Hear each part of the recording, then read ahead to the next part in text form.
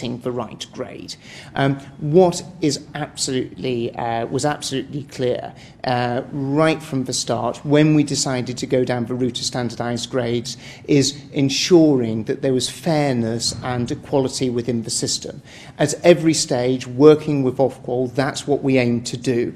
That's what we asked Ofqual to deliver. And that's not just what was happening here in England, it was also what a Labour and Lib Dem administration was doing in Wales, what a DUP and Sinn Féin administration was doing in Northern Ireland as well. And we've been given the reassurance that the system that had been put together by Ofqual had a robustness and had a fairness that wasn't in place in Scotland.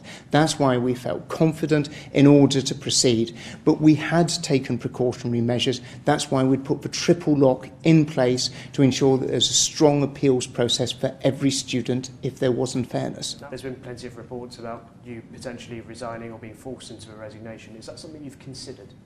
My focus is making sure that all youngsters get the grades they deserve, make sure that all schools are returning in September, but then to make sure that we deliver on our promises to the British people that we were given a mandate for back in December, and that's to ensure that we continue to drive up quality and standards in education, make sure that we do everything we can do to ensure that children from whatever their background gets the very best quality of education, and that is what we're going to be delivering. That's what this Conservative government's going to deliver. Fantastic. Well, what has always been clear is that we need to have a fair and sort of robust process. That is what we had been given the assurance that that's what we're getting in terms of standardised grades. This was the same type of reassurance that, as I say, other administrations had got in Wales and Northern Ireland.